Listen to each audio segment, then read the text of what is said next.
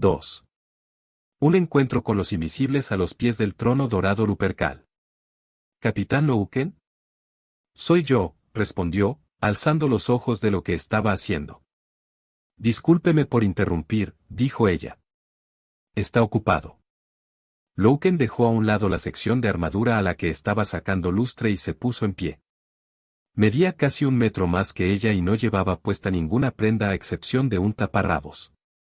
La mujer suspiró interiormente ante el esplendor de aquel físico. La poderosa musculatura, las marcas de viejas cicatrices. Era apuesto también, aquel hombre, con cabellos rubios casi plateados. Muy cortos, la piel pálida ligeramente cubierta de pecas y los ojos grises como la lluvia.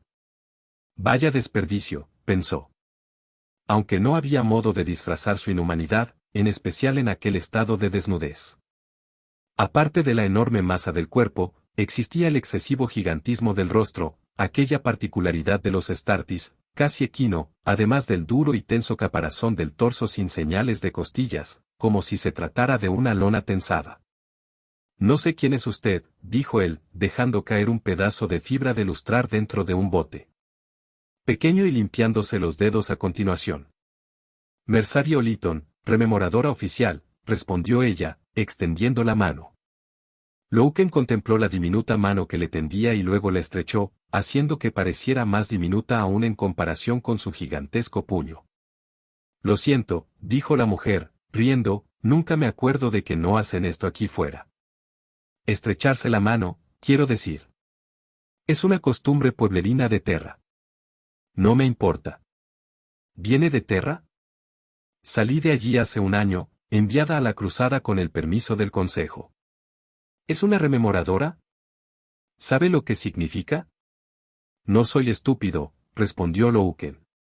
Desde luego que no, se apresuró a contestar ella. No quería ofenderlo. No lo ha hecho.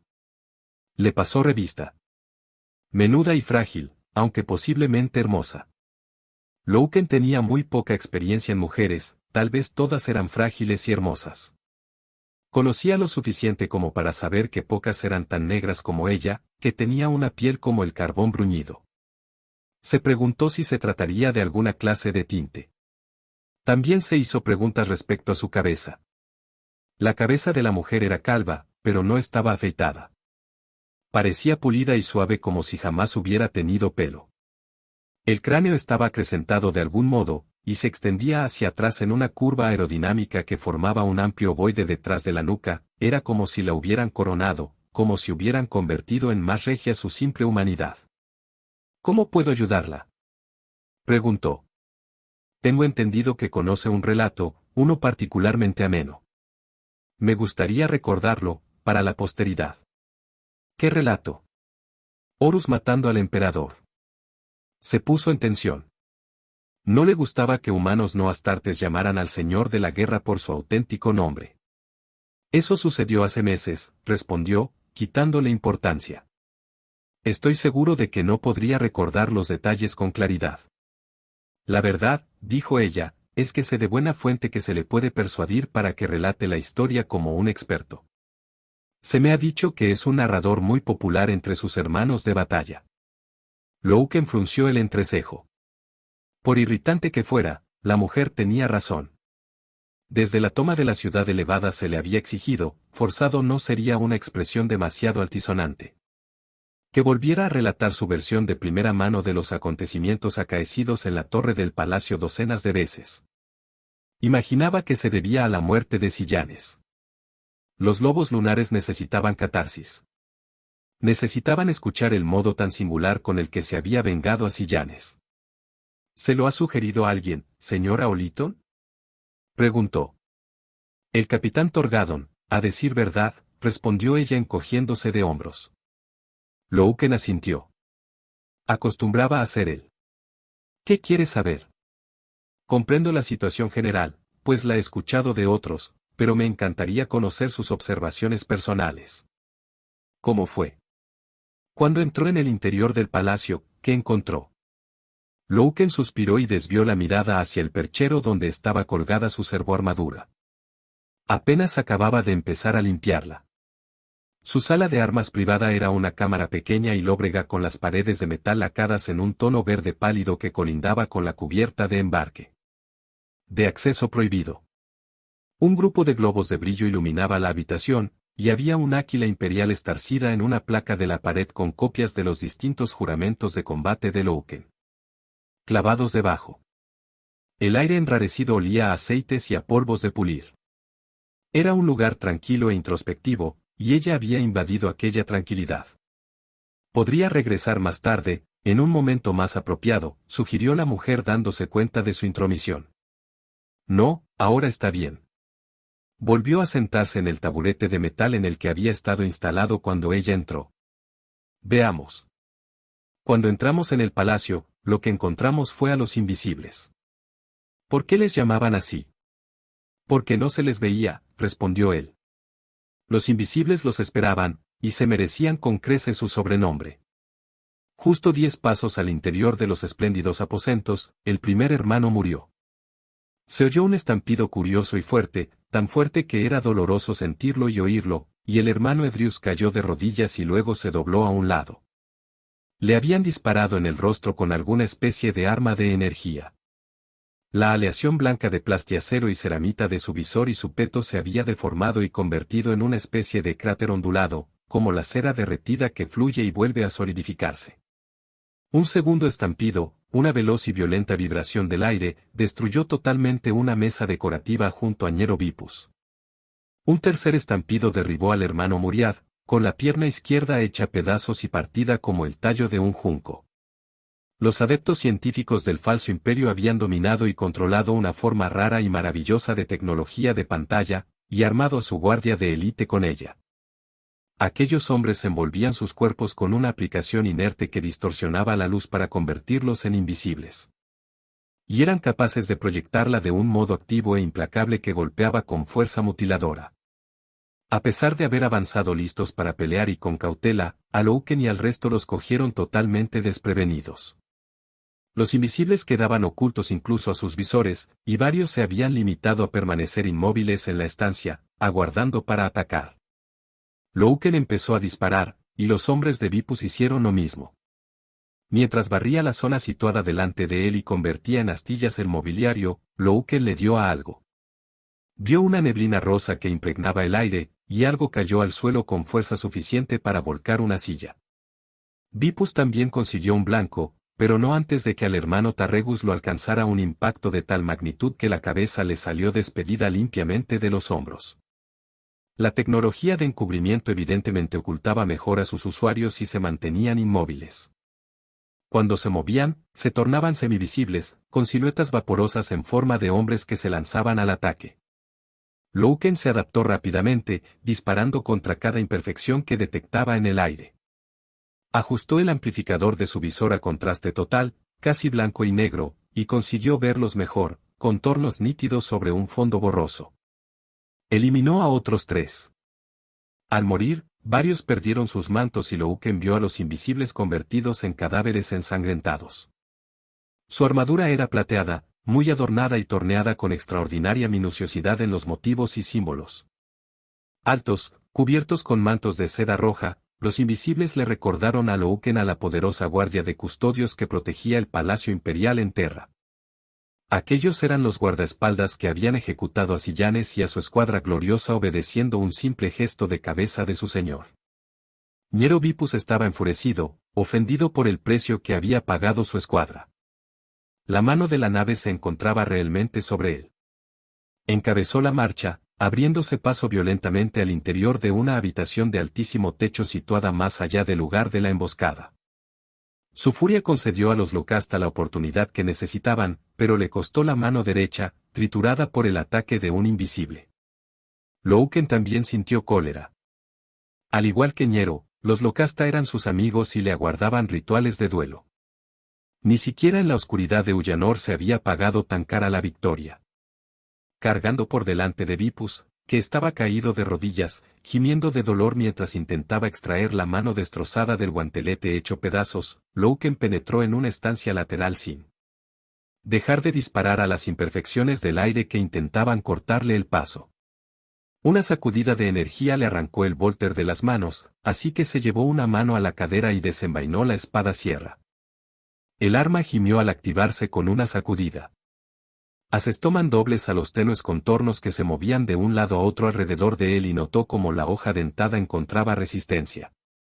Oyó un chillido agudo y una llovizna de sangre surgió de la nada y embadurnó las paredes de la estancia y la parte frontal del traje de Louken. Lupercal. Gruñó, y puso toda la fuerza de ambos brazos tras sus golpes. Servos y polímeros miméticos formaron capas entre su piel y las placas exteriores del traje para formar la musculatura de su servoarmadura, arracimada y flexionada. Descargó un trío de golpes a dos manos y apareció una nueva lluvia de sangre. Se oyó un alarido gorgoteante a la vez que bucles rosados y vísceras húmedas se hacían visibles.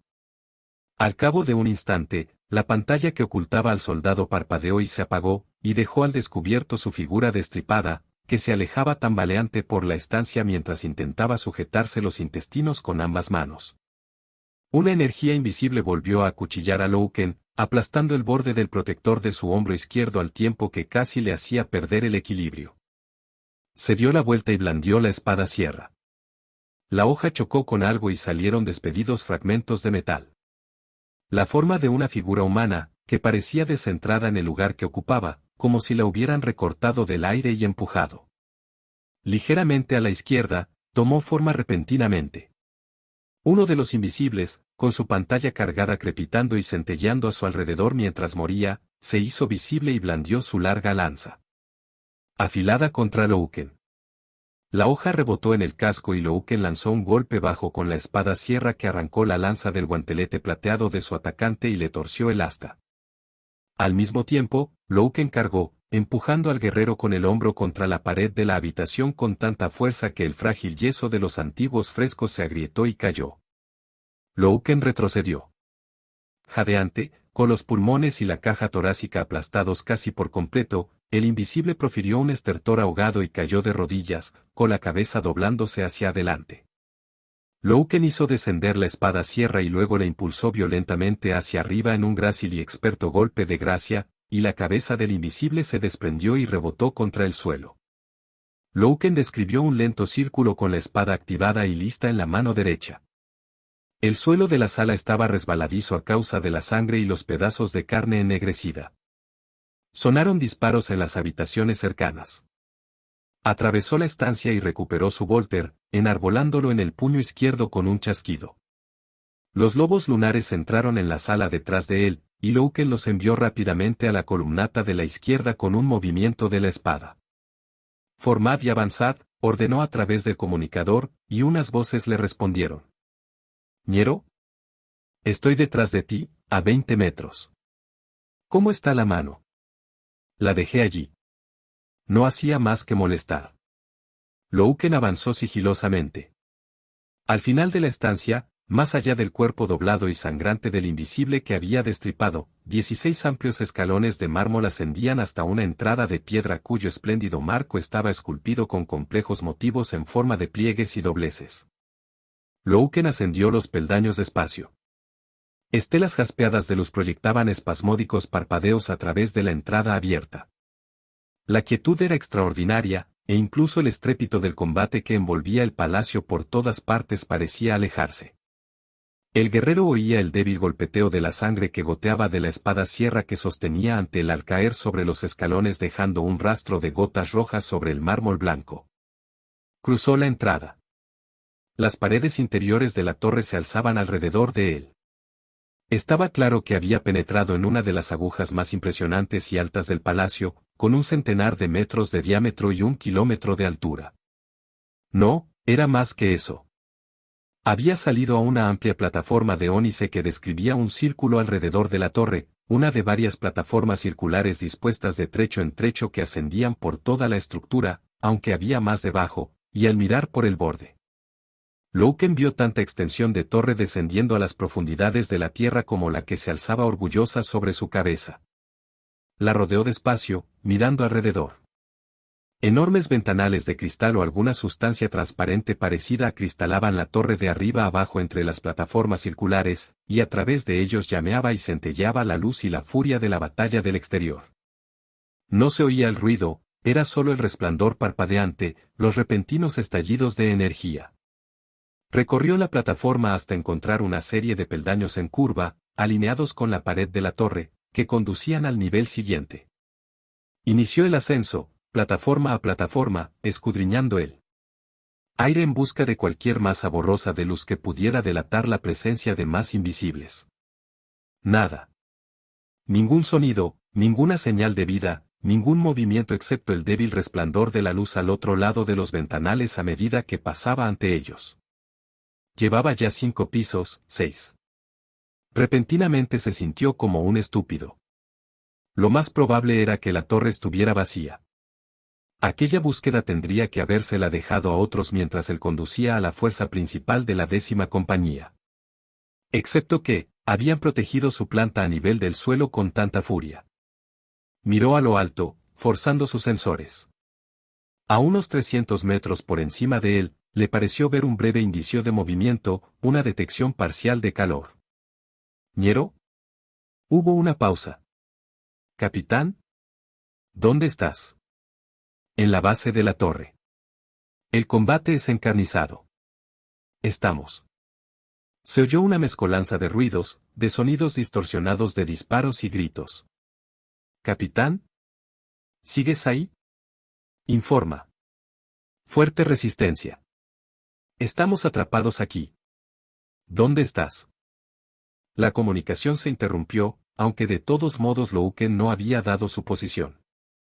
Había algo en aquella torre con él. En la cima misma, algo aguardaba.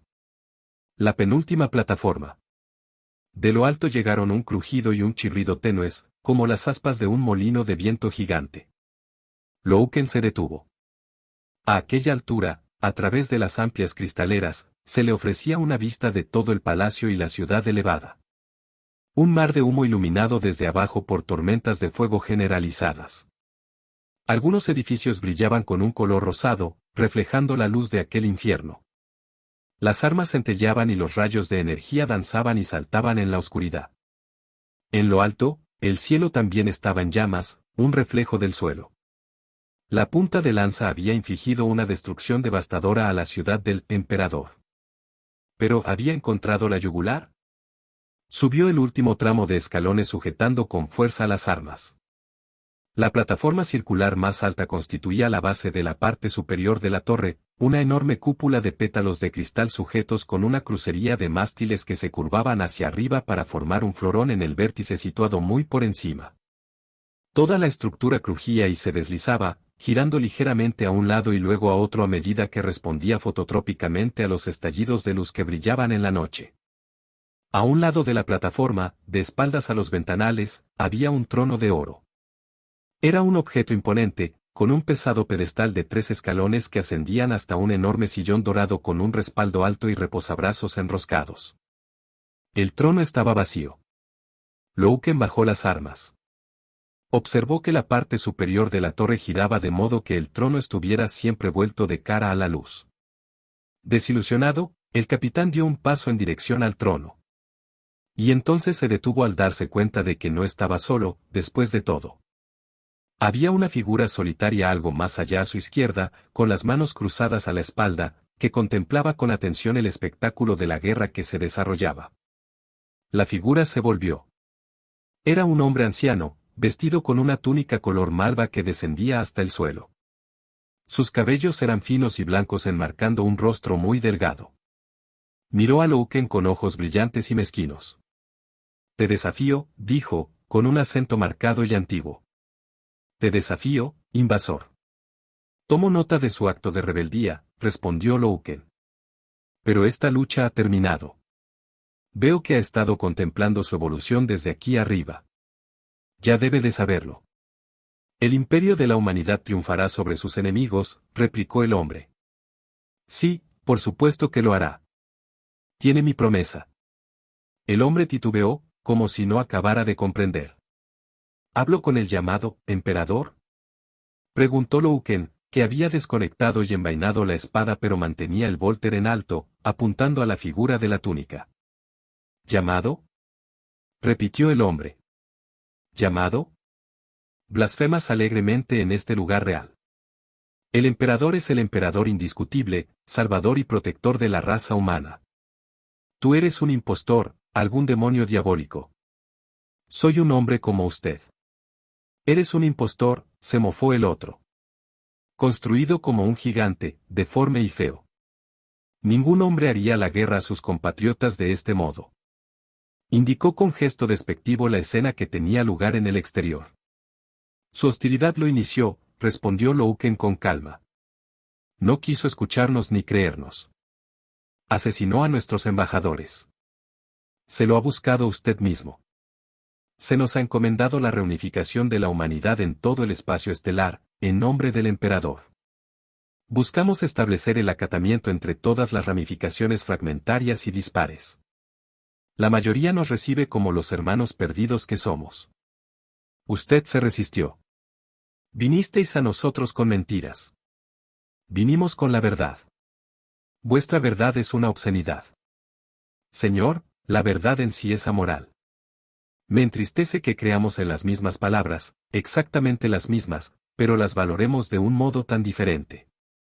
Esa diferencia ha conducido directamente a este derramamiento de sangre. El anciano se encorvó, abatido. ¿Podríais habernos dejado en paz? ¿Qué? Inquirió Louken. Si nuestras filosofías están tan en desacuerdo, podríais haber pasado de largo y dejarnos seguir con nuestras vidas, incólumes. Sin embargo, no lo hicisteis. ¿Por qué? ¿Por qué insistís en conducirnos a la destrucción? ¿Somos una amenaza tan grande para vosotros? Se debe a que la verdad, empezó Louken. Es amoral. Eso dijiste, pero en el servicio de vuestra hermosa moral, invasor, os convertís vosotros mismos en inmorales. Louken se sorprendió al descubrir que no sabía exactamente cómo responder. Dio un paso al frente y dijo, le pido que se rinda a mí, señor. ¿Eres el comandante, supongo bien? Inquirió el anciano. Estoy al mando de la 10ª compañía. ¿No eres el comandante supremo, entonces? Di por supuesto que lo eras, ya que entraste en este lugar por delante de tus tropas. Esperaba al comandante supremo. Me rendiré a él, y solo a él. Las condiciones de su rendición no son negociables. ¿Ni siquiera harás eso por mí? ¿Ni siquiera me concederás ese honor? Permaneceré aquí hasta que tu amo y señor venga en persona a aceptar mi sumisión. Tráelo. Antes de que Louken pudiera responder, un gemido sordo resonó elevándose hasta lo alto de la torre, aumentando gradualmente de volumen. El anciano dio un paso o dos hacia atrás con el miedo pintado en el rostro. Las figuras negras se alzaron desde las profundidades de la torre, ascendiendo despacio y en vertical, por el centro abierto de la plataforma circular. 10 guerreros Astartes, con el calor a su lado. De los quemadores de sus gimientes retroreactores haciendo que el aire reluciera detrás de ellos. La servoarmadura que llevaban era negra, ribeteada de blanco. La escuadra guadaña catulana, la veterana jauría de asalto de la 1ª compañía. La primera en entrar y la última en salir. Uno a uno, se posaron en el borde de la plataforma circular y desactivaron los retroreactores. Keluce Cadon, capitán de la Catulana, miró de soslayo a Louken. Felicitaciones del primer capitán, capitán Louken. Nos ha ganado por la mano, después de todo. ¿Dónde está el primer capitán? Preguntó el aludido. Abajo, haciendo limpieza, respondió Ekadon, y conectó su comunicador para transmitir. Aquí Ekadon, de la Catulana. Tenemos al falso emperador. No, interrumpió Louken con firmeza. Ekadon se volvió a mirarlo. Los lentes de su visor eran de un severo y opaco cristal azabache montado en el negro metal de la máscara del casco. Efectuó una leve reverencia. Mis disculpas, capitán, dijo socarronamente. El prisionero y el honor son tuyos, por supuesto. No es eso lo que yo quería decir, replicó Louken. Este hombre exige el derecho a rendirse en persona a nuestro comandante en jefe. Ekadon lanzó un resoplido, y varios de sus hombres se rieron. Este cabrón puede exigir todo lo que quiera, capitán, dijo Ekadon, pero se va a ver cruelmente decepcionado. Estamos desmantelando un antiguo imperio, capitán Ekadon, replicó Louken con energía. ¿Podríamos al menos mostrar una cierta medida de amable respeto en la ejecución de tal acto? ¿O es que no somos más que bárbaros? Asesinó a Sillanes. Escupió uno de los hombres de Ekadon. ¿Lo hizo?, asintió Louken, así que, sencillamente lo matamos como respuesta. ¿Acaso el emperador, alabado sea su nombre, no nos enseña a ser siempre magnánimos en la victoria? El emperador, alabado sea su nombre, no nos acompaña, contestó Ekadon. Si no está con nosotros en espíritu, capitán, replicó Louken, entonces me apena el futuro de esta cruzada. Ekadon miró fijamente a Louken por un momento, luego ordenó a su segundo que transmitiera un aviso a la flota. Louken estaba convencido de que el capitán de la Catulana no se había echado atrás. Porque lo hubiera convencido algún razonamiento o principio sutil. Aunque Ekadon, como capitán de la élite de asalto de la primera compañía, tenía la gloria y el favor de su lado, Louken, un capitán de compañía, poseía superioridad de rango. Se ha enviado una comunicación al señor de la guerra, indicó Louken al anciano. ¿Va a venir aquí? ¿Ahora?, inquirió ansiosamente este. Se organizará un encuentro con él, indicó Ekadon en tono seco.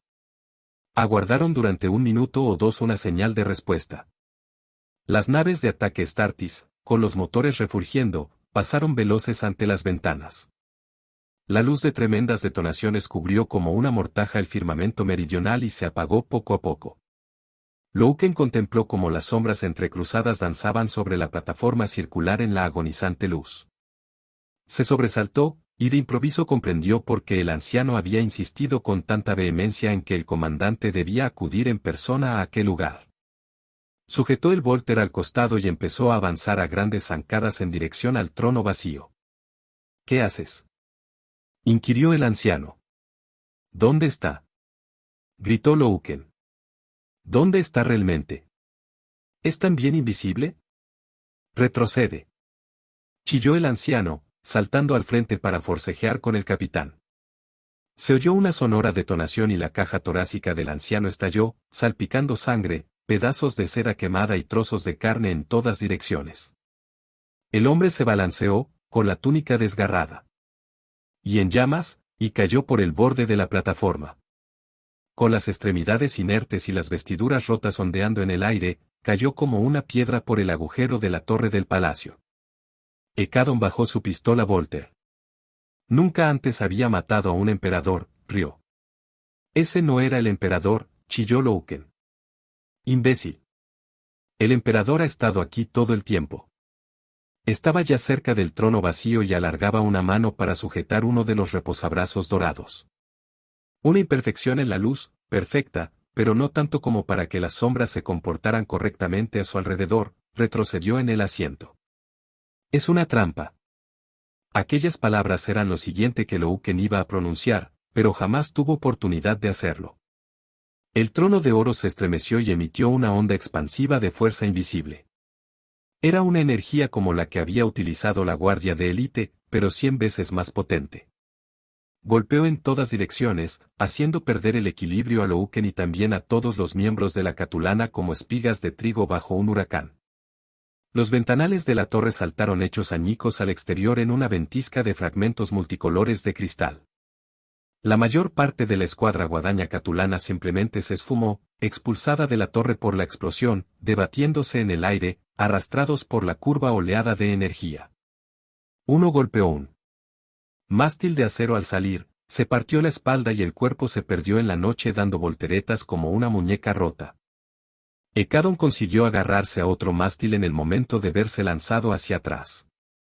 Se aferró con fuerza, con los dedos de plastiacero hundiéndose en el metal para no soltarse, en tanto que las piernas eran arrastradas horizontalmente al exterior mientras aire, cristales y energía gravitatoria cayeron sobre él. Louken, demasiado cerca de los pies del trono para ser atrapado por toda la fuerza de la onda expansiva, cayó cuán largo era al suelo y resbaló por la plataforma circular en dirección al agujero, con la blanca armadura chirriando mientras dejaba profundos surcos en la superficie de ónice. Cayó por el borde, al precipicio que descendía a pico, pero la barrera de energía lo transportó como si fuera una hoja a través del agujero y lo estrelló contra el borde opuesto del círculo. Se agarró con fuerza. Con los brazos por encima del reborde y las piernas balanceándose en el vacío, sujeto allí tanto por la presión de la onda expansiva como por la fuerza de sus propios brazos desesperados. Casi perdió el sentido debido a aquella fuerza despiadada, pero luchó por seguir agarrado. Una luz incipiente, verde y deslumbrante, apareció con un chisporroteo sobre la plataforma frente a sus manos engarfiadas. La llamarada del teleportador se tornó demasiado brillante para contemplarla, y a continuación se apagó, mostrando a un dios de pie en el borde de la plataforma. El dios era un auténtico gigante, tan grande comparado con cualquier guerrero Startis como lo era un Startis en comparación con un hombre corriente. Su armadura era de un dorado refulgente, como la luz del sol al amanecer, la obra de artesanos expertos. Toda su superficie estaba cubierta de innumerables símbolos, de los cuales el principal era la representación de un único ojo abierto, grabado sobre el peto. Una capa de tela blanca ondeaba a la espalda de la terrible figura aureolada. Por encima del peto, el rostro aparecía desnudo y con una mueca burlona, perfecto en todas sus dimensiones y detalles, resplandeciente. Tan hermoso. Tan realmente hermoso. Por un instante, el dios permaneció allí, inmutable, hostigado por el vendaval de energía, pero sin moverse, haciéndole frente. A continuación alzó el volter de asalto que sostenía su mano derecha y disparó al interior del tumulto. Un disparo. El eco de la detonación retumbó por toda la torre. Hubo un alarido ahogado, medio perdido en el alboroto, y luego el alboroto mismo cesó bruscamente. La barrera de energía se extinguió. El huracán perdió intensidad. Esquirlas de cristal tintinearon al caer de nuevo sobre la plataforma. Ahora que ya nada lo impelía, Hecadon chocó violentamente contra el alféizar destrozado del marco del ventanal. Estaba bien agarrado, así que usó las manos para arrastrar el cuerpo hasta el interior y luego se puso en pie. «Mi señor», exclamó, y dobló una rodilla en tierra, con la cabeza inclinada. Al cesar la presión, Louken se encontró con que ya no podía sostenerse. Forcejeando con las manos, empezó a resbalar de nuevo por el borde del que había estado colgando. No conseguía sujetarse al refulgente ónice. Resbaló por el borde, pero una mano poderosa lo agarró por la muñeca y lo izó a la plataforma. Louken rodó sobre ella, temblando, y volvió la mirada para contemplar el trono dorado en el otro extremo del círculo. Era una ruina humeante cuyos mecanismos secretos habían estallado en su interior. En medio de las placas y accesorios retorcidos y reventados había un cuerpo humeante. Sentado muy tieso, con los dientes sonriendo burlones en una calavera ennegrecida y los brazos carbonizados y esqueléticos apoyados todavía sobre los apoyabrazos en espiral del trono. Del mismo modo trataré a todos los tiranos e impostores, tronó una voz profunda. Louken alzó los ojos hacia el dios situado de pie ante él. Lupercal, murmuró. El dios sonrió. No sea tan formal, por favor, capitán. Musitó Horus. ¿Puedo hacerle una pregunta?, dijo Mersadio Lytton. Louken había descolgado una túnica de un gancho de la pared y se la ponía en aquellos momentos. Desde luego. ¿No podríamos haberlos dejado simplemente en paz? No. Haga otra pregunta mejor. Muy bien. ¿Cómo es él? ¿Cómo es quién, señora? Quiso saber el capitán. Horus. Si tiene que preguntar, es que no lo ha visto, respondió. No, no lo he hecho aún, capitán. He estado esperando una audiencia. De todos modos, me gustaría saber qué piensa de él. Pienso que es el señor de la guerra, respondió Louken, y su tono de voz era pétreo. Pienso que es el primarca de los lobos lunares y el representante elegido del emperador, alabado sea su nombre, en todas nuestras empresas. Es el primero y más importante de todos los primarcas. Y pienso que me siento ofendido cuando un mortal pronuncia su nombre sin respeto ni título. ¡Ah!, exclamó ella. Lo siento, capitán, no era mi intención. Estoy seguro de que no lo era, pero es el señor de la guerra Horus. Usted es una rememoradora. Recuérdelo.